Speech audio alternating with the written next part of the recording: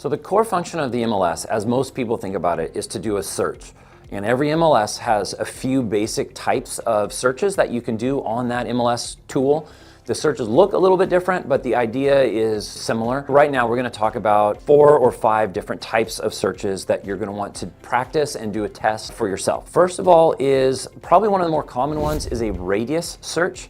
So this is where in the MLS, you can go in and it will draw a circle around a point of a different distance. So usually these will default to a 1/4 mile radius, maybe a 1/2 mile, maybe a 1 mile radius. And so that's one type of search, the radius search. You'll want to be able to know how to do that. Second is a polygon search. Sometimes they go by a different name, but this is where you're not drawing necessarily a circle.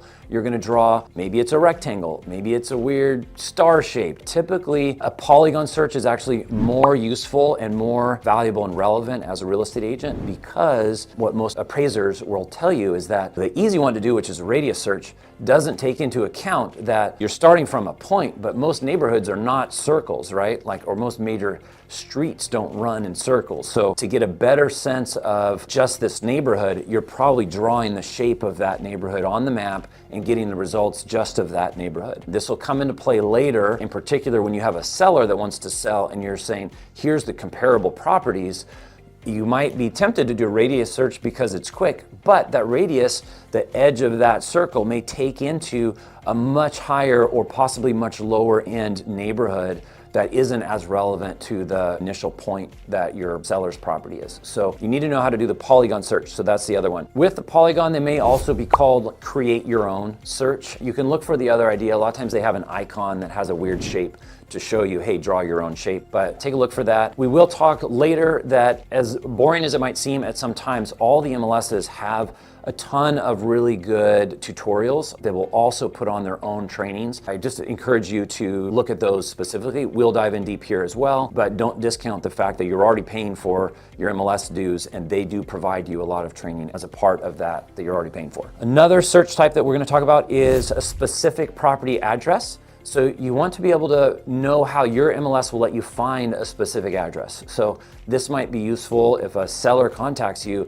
you want to see the previous listing history for that property. It also may be the kind of thing where a client says, hey, I'm interested in that 123 Main Street, or whatever the address is, and you're not seeing it in a broad search. You want to be able to have a way to type in the exact address, or at least close to the address of the property that you're trying to find. This is also useful if you have a buyer that knows a property is coming on the market in the future.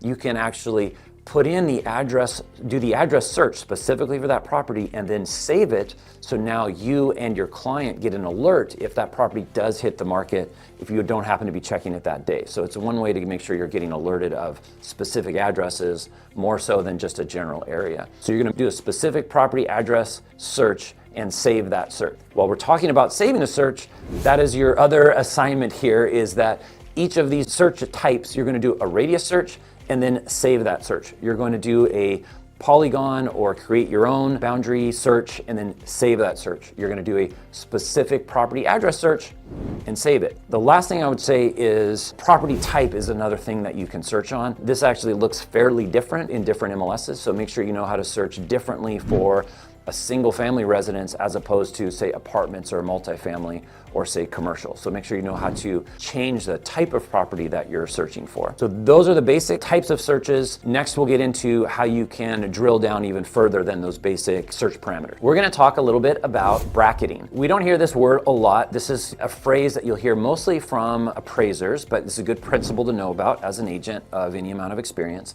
So the idea of bracketing is when you're doing a search, if you're trying to determine the value of a property, we've already talked about the area, how you would determine the area, you would determine the property type, and you want to find homes that are similar. This is important for a seller who wants to figure out what their house is worth. It's important for a buyer who says, hey, I want something kind of like this. But the idea of bracketing is you're going to set your search criteria for items that are a little bit bigger and a little bit smaller than, say, the seller's property, or say what the buyer has told you exactly that they want. For easy numbers, we're going to say we have a seller with a 1,000 square foot home, and we want to do a search that brackets the square footage of that property. So a decent rule of thumb when you're going to bracket for square footage would be 25% lower and 25% higher. So we might say if we're going to do a search kind of bracketing the square footage of a seller's house that's 1,000 square feet, we're going to look for houses as low as 750 square feet and as high as, say, 1,250 square feet. Try not to do the mental math, rely on a calculator if you need to. But the bottom line is you're going to go a little higher and a little lower to bracket that particular thing that you're searching. I'm using in this example square footage. You could do the same for a number of other criteria. So the age of the home might be one thing. You might bracket for homes that are, say, 10 years older and 10 years newer than your seller's home. Depending on the neighborhood, that might be way too wide.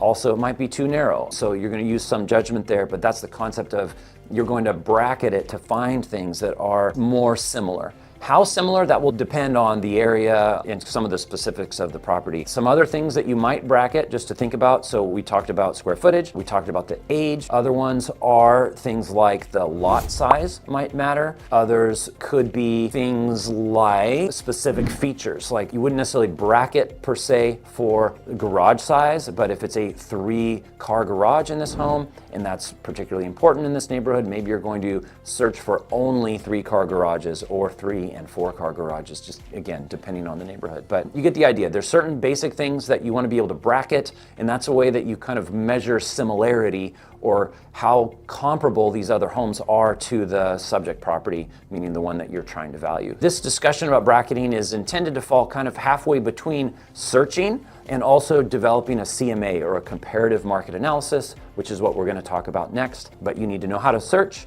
You need to know how to actually filter that search for things that fall within a certain criteria, and then you're going to work on building your CMA or your comparative market analysis for your client after that. With that, hopefully that helps. Try some bracketed searches, and we'll see you next for a discussion about CMAs. Thanks for watching. I hope this was helpful. If you learned something or if this helped you solve a problem, follow me for more.